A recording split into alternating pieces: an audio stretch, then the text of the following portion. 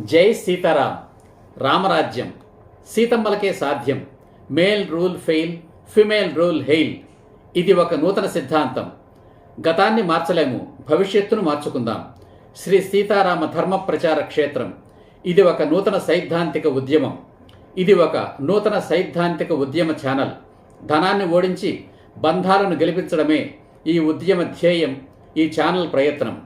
ఈ ఉద్యమంలో ఇది 14వ వీడియో. ఈ వీడియోలో విడాకుల గురించి చర్చించుకుందాం. ఇది ఒక సిద్ధాంతం కనుక ఈ వీడియోలోని ప్రతి పదము, ప్రతి వాక్యము ముఖ్యమే. ఏదీ వదలకుండా చివరి వరకు వినండి. ఇది మీ వీడియో, మీకోసం, మీ పిల్లల కోసం వినండి. ఈనాడు మన దేశంలో కానీ ఇతర దేశాల్లో కానీ విడాకుల కేసులు పెరుగుతున్నాయి అంటే మొట్టమొదటి మరియు ముఖ్యమైన కారణం విడాకుల చట్టాలు ఉండడమే. 1,00,000 జంటలకు 1,00,000 కారణాలు ఉండవచ్చు. అందరికీ వర్తించే ఏకైక మొదటి కారణం విడాకుల చట్టం అనేది ఉండడం. చట్టం ఉన్నది కాబట్టి విడాకులకు ఎగబడుతున్నారు. అసలు చట్టం అనేదే లేకుంటే విడాకుల ఆలోచనే రాదు. ప్రతి ఒక్కరూ సర్దుకుపోవడానికి ప్రయత్నిస్తారు. విడాకుల కేసులే ఉండవు. వివాహం అనేది స్త్రీ జాతి రక్షణ కోసం, తద్వారా యావత్ మానవజాతి రక్షణ కోసం ఏర్పడిన వ్యవస్థ అని చెప్పుకున్నాం.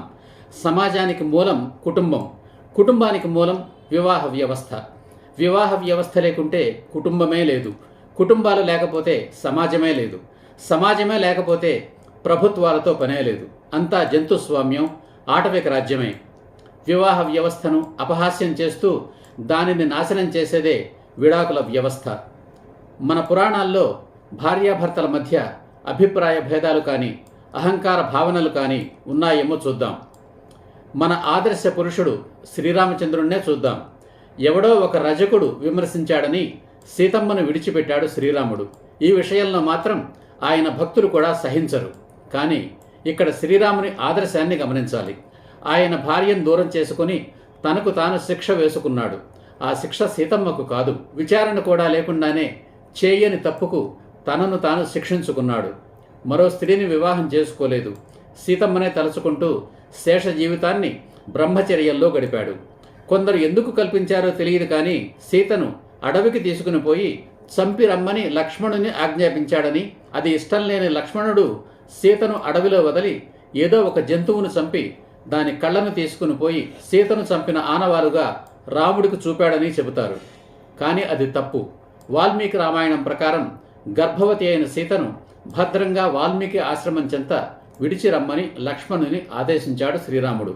అందువల్ల సీతకు వాల్మీకి మహర్షి ఆశ్రయము, రక్షణ లభిస్తాయని, ఆమెకు పుట్టబోయే సంతానం వాల్మీకి మహర్షి గురుత్వంలో విద్యాబుద్ధులు నేర్చుకుంటారని, పునీతులవుతారని ఊహించే అలా చేశాడు.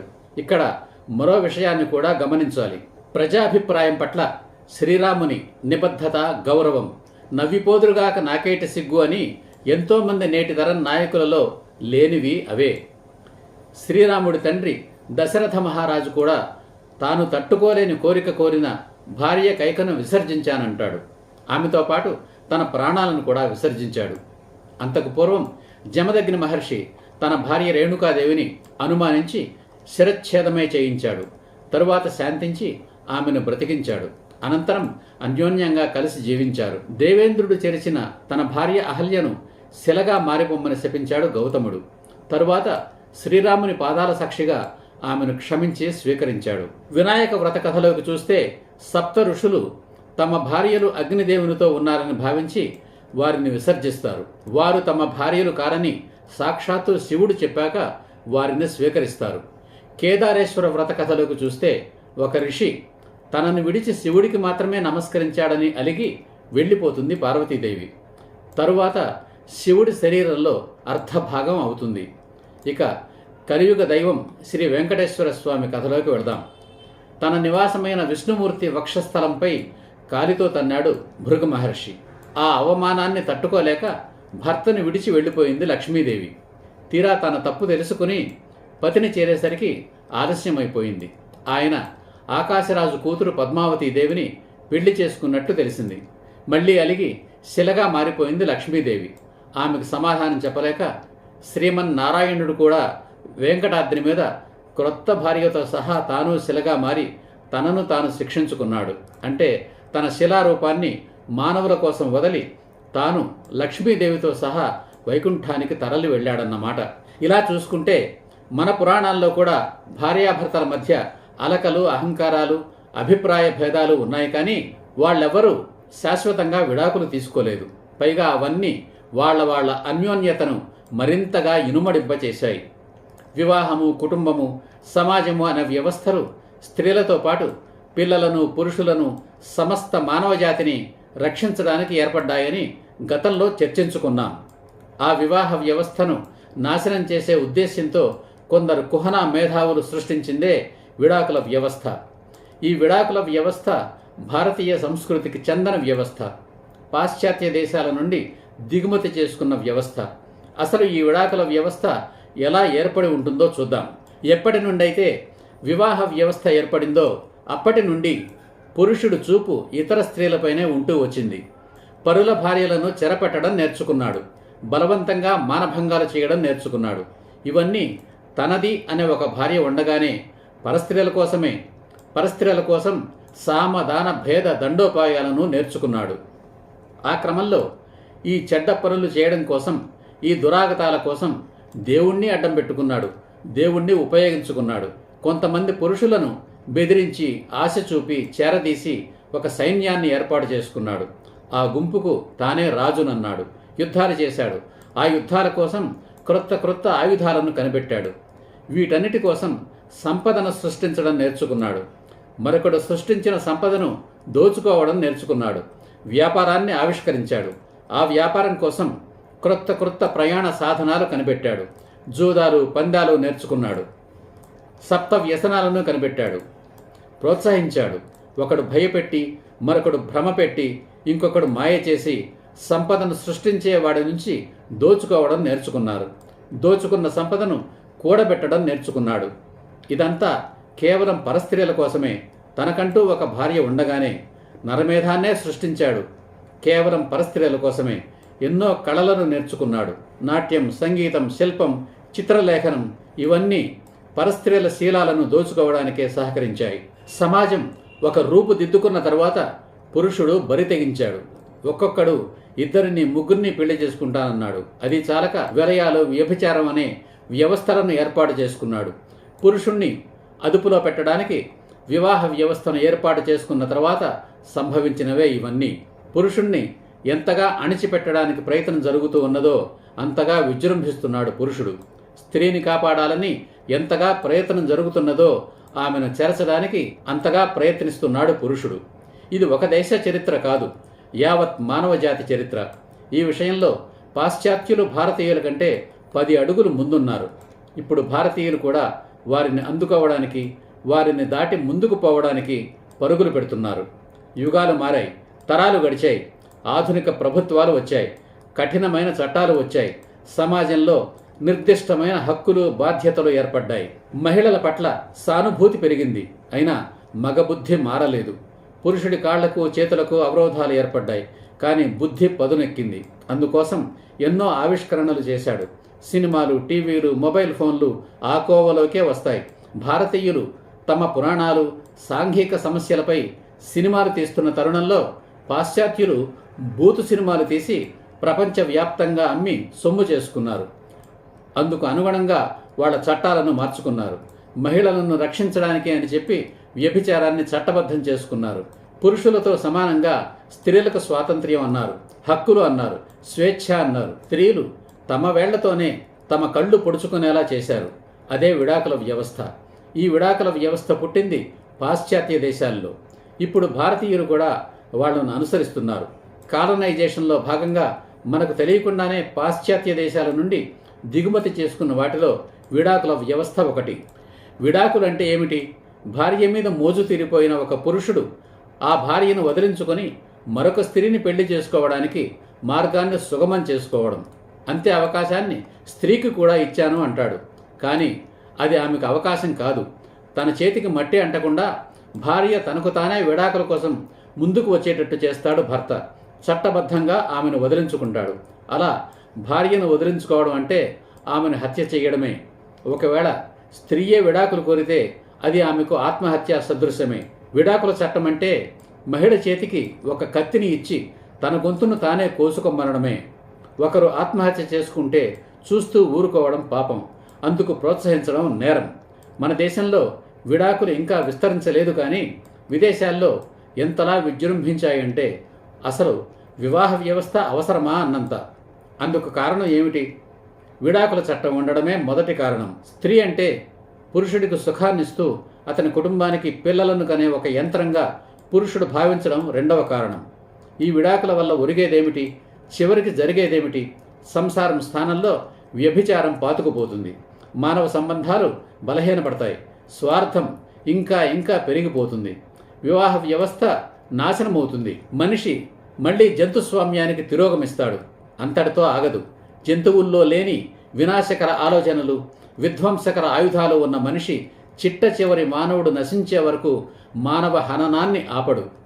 హిందూ మతంలో విడాకుల ప్రసక్తే లేదు. క్రిస్టియన్ మతం కూడా విడాకులను ప్రోత్సహించదు. బహుభార్యత్వాన్ని ప్రోత్సహించే ఇస్లాం మాత్రమే విడాకులను అనుమతించింది. అది కూడా ఒక పురుషుడు తన భార్యకు ఏ కారణమో చెప్పకుండా 3 సార్లు తలాక్ చెప్పడం ద్వారా తన భార్యను విడిచిపెట్టవచ్చు. అది అన్యాయమని కొందరు ముస్లిం స్త్రీల అభ్యర్థనను అనుసరించి ఆ విధానాన్ని రద్దు చేసింది భారత ప్రభుత్వం. ప్రధానమంత్రిగా నరేంద్ర మోదీ సారథ్యంలోని భారత ప్రభుత్వం. మనిషి జీవితంలో అన్ని సమస్యలకు పరిష్కారం వివాహం. కానీ వైవాహిక జీవితంలోని ఏ సమస్యకు విడాకులు పరిష్కారం కాదు. భారతీయ కుటుంబ వ్యవస్థకు ఒక మచ్చలా మారి చీడలా పట్టి సమాజాన్ని నిర్వీర్యం చేస్తున్న విడాకుల చట్టాన్ని రద్దు చెయ్యాలి. సమాజాన్ని, ముఖ్యంగా స్త్రీ జాతిని రక్షించాలి. అది జరగాలంటే నరేంద్ర మోదీ భారత ప్రధానమంత్రిగా ఉన్నప్పుడే జరగాలి. Now or never. ఈ ఉద్యమ వీడియోల సారాంశం ఒక కృత సిద్ధాంతం. రామరాజ్యం సీతమ్మలకే సాధ్యం. Male rule fail, female rule hail.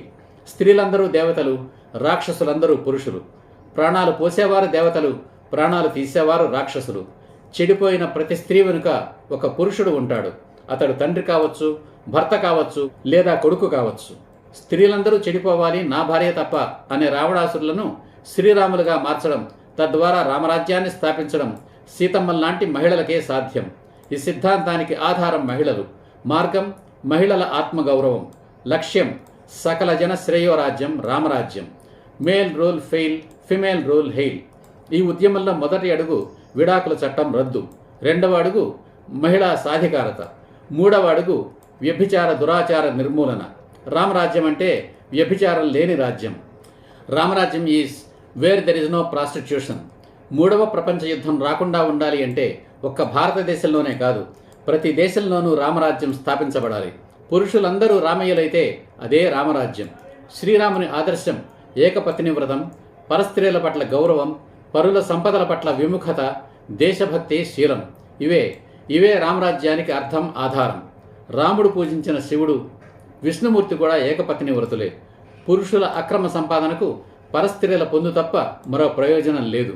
స్త్రీలకు డబ్బుతో ప్రయోజనమే లేదు. నమ్మకం, ఇష్టం, ప్రేమ, ఇంకా గౌరవ భావాల పరాకాష్ఠయే భక్తి. భక్తి అంటే భగవంతుని గుణాలను స్వంతం చేసుకోవడం. దైవభక్తికి పరాకాష్ఠ దేశభక్తి. దేశభక్తికి ఆధారం దైవభక్తి. దేశభక్తులు అవినీతి పరులు కాలేరు, అవినీతి పరులు దేశభక్తులు కాబోరు. శీలం అంటే ఆత్మగౌరవం. ప్రాణం కంటే శీలమే గొప్పది.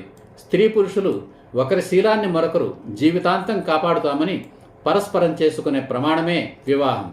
తమ శీలాన్ని కాపాడుకోవడమే కాక తమ పురుషుల శీలాలను కూడా కాపాడగలిగే శక్తి సామర్థ్యాలు సీతమ్మల్లాంటి మహిళలకే ఉన్నాయి. ఒక స్త్రీ అవినీతి సంపాదన ఆమె ఆత్మగౌరవానికి భంగకరం. ఒక పురుషుని అవినీతి సంపాదన అతని ఇంటి స్త్రీల ఆత్మగౌరవానికి భంగకరం. తండ్రి ఆస్తిలో కూతురికి కొడుకుతో సమాన హక్కు. పురుషుడి సంపాదనపై అతడి తల్లికి భార్యకు సమాన అధికారమే నిజమైన మహిళా సాధికారత.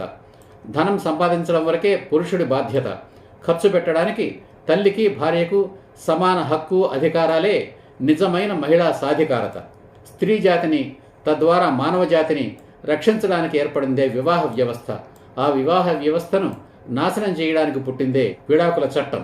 ఈ సరికొత్త సిద్ధాంతం, ఈ సరికొత్త ఉద్యమం, ఈ సరికొత్త సత్యాగ్రహ సమరం నచ్చితే ఈ ఉద్యమంలో పాలు పంచుకోండి.